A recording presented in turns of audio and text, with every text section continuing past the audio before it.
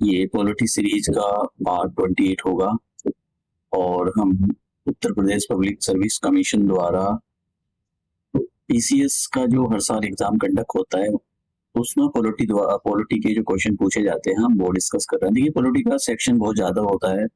पिछले साल अगर आपने देखा हो तो बहुत सारे क्वेश्चन थे। तो मतलब अगर आप उस सेक्शन को इग्नोर कर देते हो तो देखो मतलब सिलेक्शन के चांस कम हो जाते हैं। ऐसा तो नहीं सिलेक्शन की सभी के, लेकिन हाँ अगर आप मतलब एक पॉलिटी सेक्शन इग्नोर कर रहे हो तो मतलब आप मेंस में कैसे लिखोगे फिर, तो इसलिए इसको इग्नोर नहीं कर सकते। तो आज का जो लेक्चर है हमारा वो फंडामेंटल ड्यूटीज पर बेस है। तो पहले हम देख लेते हैं कितनी फंडामेंटल ड्यूटीज है। और देखिए आपको ये मतलब एक दो बार दिमाग में लगी हुई होनी चाहिए, आपने सुनी हो है, क्योंकि ये बहुत जरूरी है। देखिए ये जो है मैं इसके बारे में बता देता हूँ, फिर आपको ये दिखाऊंगा कि कितनी है। टोटल 11 है और आर्टिकल 51 ये फंडामेंटल ड्यूटी से रिलेटेड है। तो जब इमरजेंसी लगी, इंदिरा गांधी जी ने इमरजेंसी लगाई 1975 में, तो उस टाइम पर एक बात को रियलाइज किया गया। एक सेकेंड, 1975 से लेकर 1917 तक नेशनल इमरजेंसी रही। तो तब ये इमरजेंसी थी, इसी के बीच में इंदिरा गांधी जी ने कुछ सोचा कि भाई सिटीजनों का भी कुछ कर्तव्य होना चाहिए, उनकी भी कुछ ड्यूटी होनी चाहिए। तो इन्होंने एक कमेटी बनाई, सरदार स्वरण सिंह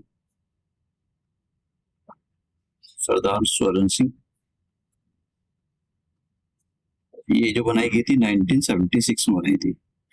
तो इनसे इनसे बोला गया कि भाई बताओ कि सिटीजन के क्या क्या काम होने चाहिए। इनको बताया गया था कि भाई एक काम को थोड़ा सा बताओ कि सिटीजन को ये काम करने चाहिए, मतलब उनका भी कुछ कर्तव्य है देश के लिए।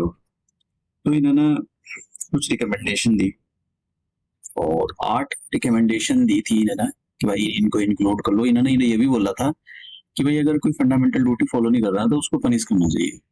ठीक है, उसको पनिशमेंट मिलना चाहिए। मान लो जैसा फंडामेंटल ड्यूटी मैं आपको बताऊंगा, जैसे मान लो कि कॉन्स्टिट्यूशन को फॉलो करना ही हमारी फंडामेंटल ड्यूटी है। अगर कोई कॉन्स्टिट्यूशन को फॉलो नहीं कर रहा है तो इन्होंने बोला था कि उसको पनिशमेंट मिलना चाहिए। लेकिन ये जो है ये मतलब नॉन जस्टिसिएबल है। आप इसको सुप्रीम कोर्ट में नहीं ले जा सकते हो कि देखो साहब हम फंडामेंटल ड्यूटी को, ये अफला बंदा जो फंडामेंटल ड्यूटी अपनी फॉलो नहीं कर रहा है, उसने कॉन्स्टिट्यूशन को इग्नोर कर दिया है तो उसको सजा मिलनी चाहिए। ऐसा नहीं है। आप ये तो आपके ऊपर बात है कि आप फॉलो करो ना करो। ठीक है, इसमें कुछ मोरल ड्यूटी है, कुछ मोरल ड्यूटी है और कुछ सिविक ड्यूटी है। आपका जो सिविक एक एज ए तो आप एक सिविलियन हो तो आपका कर्तव्य बनता है कि आप उन चीज को करो। और ये ओरिजिनल कॉन्स्टिट्यूशन में, मतलब ये ओरिजिनल कॉन्स्टिट्यूशन में नहीं थी। तो फिर जैसे मैंने कहा कि इन्होंने सरदार स्वरण सिंह कमेटी 1976 बनाई और फिर 42nd कॉन्स्टिट्यूशनल अमेंडमेंट एक्ट आया 1976 के अंदर। इस एक्ट ने एक तो पार्ट 4A, एक ये पार्ट डाला। ये देखिए पार्ट बहुत जरूरी, कुछ पार्ट तो बहुत ज्यादा है। पार्ट 4A डाला, एक आर्टिकल डाला, ये आर्टिकल डाला और इस आर्टिकल के अंदर 10 ड्यूटी है। इस आर्टिकल के 10 ड्यूटीज है सिटीजन की। इन्होंने स्वरण सिंह ने तो 8 ही बोली थी, लेकिन कांग्रेस ने अपनी साइड से 10 कर दी थी। इन्होंने ये भी बोला था कि भैया ड्यूटी टू पे टैक्स, ड्यूटी टू पे टैक्स, जो हम टैक्स पे करते हैं वो एक ड्यूटी होनी चाहिए, लेकिन वो ड्यूटी नहीं है। ठीक है, तो इन्होंने 10 बोली थी। फिर उसके बाद में 86 कॉन्स्टिट्यूशनल अमेंडमेंट एक्ट हुआ 2002 के अंदर और इसके अंदर इसके अंदर एक और फंडामेंटल ड्यूटी ऐड कर दी। तो अगर प्रेजेंट में देखा जाए कितनी है, 10 तो पुरानी वाली, एक नई जो डाली गई थी, तो टोटल 11 ड्यूटीज है। टोटल 11 ड्यूटीज है। अब इन ड्यूटीज के बारे में हम देखेंगे तो एक थोड़ा सा मैं एक ओवरव्यू दे देता हूँ भाई किसमें क्या है। देखो हमने पार्ट 4 के अंदर डीपी एसपी देखे थे और ये जो आर्टिकल कहाँ से स्टार्ट होते थे, आर्टिकल 36 लेकर आर्टिकल 15 तक।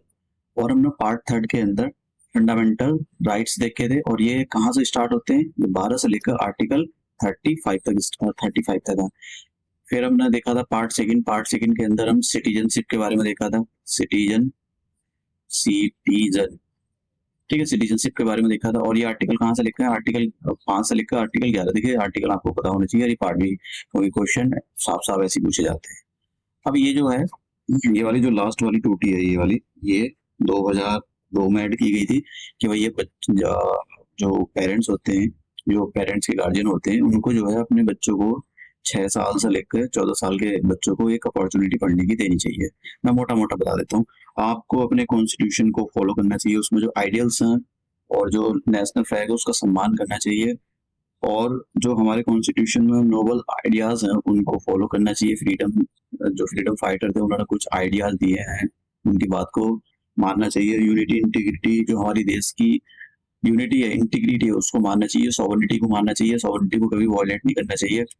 और हमको जरूरत पड़ने पर अपने देश की रक्षा करनी चाहिए, और हमको एक शांति बनाए रखनी चाहिए, और हमको पूरे वर्ल्ड के अंदर एक ब्रदरहुड की जो एक ऐसी स्पिरिट होती है, भाईचारे की जो भावना होती है, वो सभी के अंदर फैलानी चाहिए।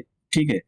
और देखिए वुमेन के बारे में भी यहाँ पर बोला है कि और हमको जो है औरतों की इज्जत करनी चाहिए। ठीक है, उनकी डिग्निटी को कभी भी खराब नहीं करना चाहिए, ये बहुत जरूरी होता है। और हमारा जो एक कल्चर है, उस कल्चर को, एक जो रिच कल्चर है, अलग अलग हमारा इंडिया एक डाइवर्स कंट्री है, उसको हमको बचा कर रखना है। ठीक है। और एक देखिए यहाँ पर ये काफी इंपॉर्टेंट ड्यूटी है कि जो हमारा एनवायरमेंट है, हमारे फॉरेस्ट हैं, लेक्स हैं, रिवर हैं, वाइल्ड लाइफ हैं, और जो उसमें रहने वाले एनिमल्स हैं, उनको भी बचा कर रखना है।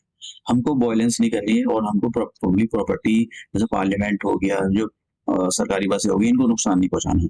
हमको साइंटिफिक टेम्पर डेवलप करना है। साइंटिफिक टेम्पर का मतलब होता है ऐसी, जिसके अंदर एक ऐसी साइंटिफिक सोचने की बात हो, ऐसी चीजों को हमको डेवलप करना है, अंधविश्वास में नहीं रहना। और हमको हर एक स्फीयर में आगे एक्सेलेंस करना है, चाहे वो हमारा रिसर्च का हो, चाहे डिफेंस सेक्टर हो, हर एक चीज में हमको, आईटी सेक्टर, हर एक चीज में हमको अच्छा अच्छा करना है। तो ये हमारी 11 ड्यूटी है। और अब क्वेश्चन अपना जो स्टार्ट करते हैं, ये अधिक जरूरी होता है। अगर आपने नहीं पढ़ी तो आप यहाँ से पढ़कर, और ये जो मैंने बताया इससे पढ़कर आप जो है ये पूरे लेक्चर, 2 लेक्चर होंगे, दोनों के दोनों इसी पर बेस होंगे। तो क्वेश्चन ये है कि the Indian the under the constitution, under the constitution of India which of the following is not a fundamental duty. ऐसे क्वेश्चन बहुत ज्यादा पूछे जाते हैं। तो मैंने बताया कि यहाँ पर साइंटिफिक टेम्परामेंट डेवलप करो, ये भी एक फंडामेंटल ड्यूटी है। पब्लिक प्रॉपर्टी को बचा कर रखना है, ये भी एक फंडामेंटल ड्यूटी है। जो कॉन्स्टिट्यूशन है उसको फॉलो करना है और इसकी रेस्पेक्ट करनी है, ये भी एक फंडामेंटल ड्यूटी है। लेकिन जैसे कि वोट हो रहा है, अभी यहाँ इलेक्शन चल रहा है, जनरल इलेक्शन चल रहे हैं, तो उसमें वोट करना ये हमारी मर्जी है, हम जाए ना जाए। तो इसमें यही पूछा है कौन सी फंडामेंटल ड्यूटी नहीं है, तो ए वाली जो है फंडामेंटल ड्यूटी नहीं है। आम चुनाव में मतदान करना ये हमारी फंडामेंटल ड्यूटी नहीं है, हम जा भी सकते हैं, नहीं भी जा सकते, मर्जी है।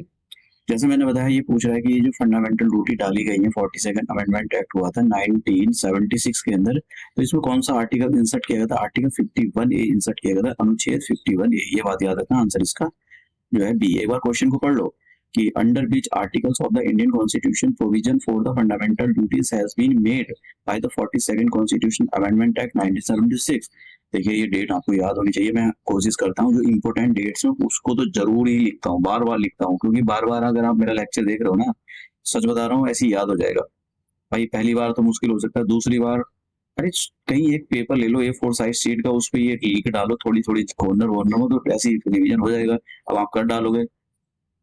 क्वेश्चन, नेक्स्ट क्वेश्चन, जैसे मैंने कहा कि ये फंडामेंटल जो ड्यूटी है, एक इंदिरा गांधी जी ने एक कमेटी बनाई थी, और वो थी स्वर्ण सिंह कमेटी। ठीक है, सरदार स्वर्ण सिंह कमेटी। तो उसी इन्होंने बोला था कि 8 रिकमेंडेशन दी थी। इन्होंने तो ये भी बोला था कि भाई योगा फंडामेंटल, अगर फंडामेंटल आप ड्यूटी दे रहे हो तो वो अगर कोई फॉलो नहीं कर रहा है तो उसको पनिश करो। और इन्होंने ये भी बोला था कि टैक्स पे करना भी एक फंडामेंटल ड्यूटी होनी चाहिए, लेकिन नहीं इंक्लूड है। देखो ये तो जरूरी है, 2 चीज तो करो कि भाई आप फंडामेंटल, मतलब 1-2 तो जरूर रखनी चाहिए कि भाई एक तो आपकी ड्यूटी है कि आप करप्शन ना करो, आपकी ड्यूटी है कि आप जो है टैक्स पे करो। ये 2-3 चीज होनी चाहिए।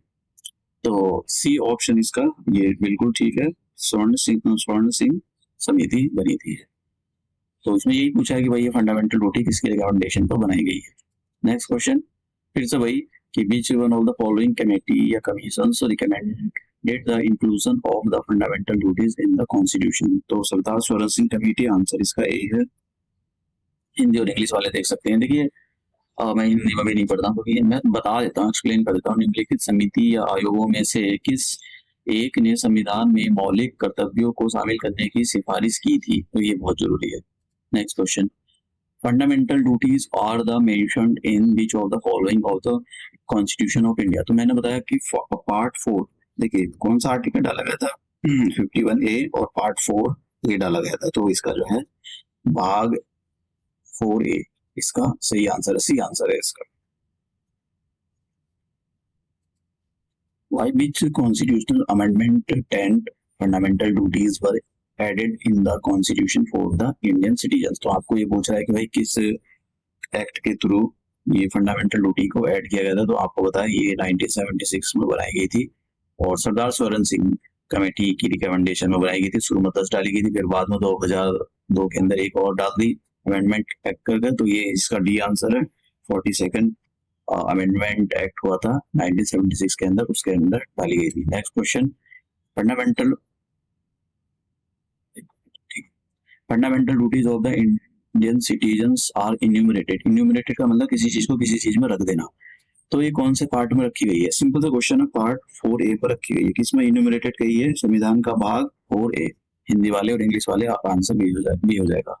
लास्ट क्वेश्चन फिर से भाई, which of the following amendment is related to the fundamental duties in the Indian constitution. तो 42nd कॉन्स्टिट्यूशन अमेंडमेंट एक्ट भी रिलेटेड है इससे, और 86 कॉन्स्टिट्यूशनल अमेंडमेंट एक्ट हुआ था 2002 के अंदर, जिसमें सब ये बोला गया थी कि भैया 6 साल से लेकर 14 साल के बच्चों को पढ़ने की अपॉर्चुनिटी देनी चाहिए। एक बात समझ में, 10 साल क्यों 14 साल क्यों लगाते? 14 साल में तो यार देखो 16 साल में जो है, 17 साल में 11th क्लास होती है, 18 साल में होता है 12, और ये 16 साल में जो है बच्चा 10th क्लास करता है, और तो 15 साल में 9th क्लास करेगा, 14 साल में क्या करेगा? 8th क्लास करेगा। इनका दिमाग खराब है, 80 क्लास तक पढ़ा रहे हैं क्या ये लोग? मतलब बिल्कुल ही घुटनों से नीचे आ गया है क्या इनका दिमाग यार? मतलब समझ में नहीं आता भाई। देखो 12th तक होना चाहिए यार, 12th तक फ्री एजुकेशन दो, क्वालिटी ऑफ एजुकेशन दो, फ्री, ठीक है? फ्री के नाम पर जैसे दिल्ली के अंदर बहुत पानी खराब आता है, फ्री का मिल रहा है ना। अगर वही पैसों का होता है तो हम जिम्मेदार ठहराते हैं, लेकिन फ्री का आ रहा है तो बहुत सड़ा हुआ पानी, इसलिए यहाँ पर बॉटल सिस्टम डेवलप हो गया। एक दूसरा मतलब एक बगल का मतलब एक साइड बिजनेस चलने लग गया पानी का। यहाँ पर पानी की बोतल 30, मतलब कोई 30, 40, 50 ऐसा बिक रही है, ठीक है? वही पानी एमसीडी का जो पानी लोगों को फ्री में मिलना चाहिए था, सरकार की जिम्मेदारी है ये। लेकिन सरकार जानते हो क्या है? एक कहावत है, अंधों में काना राजा। उसका मतलब ये होगा कि बेवकूफों में से कोई बेवकूफ को ही राजा बना दिया। तो यहाँ की जनता ही बेवकूफ है, सरकार को जिम्मेदारी नहीं ठहराती, भाई पानी फ्री में क्यों नहीं दे रहा हूँ?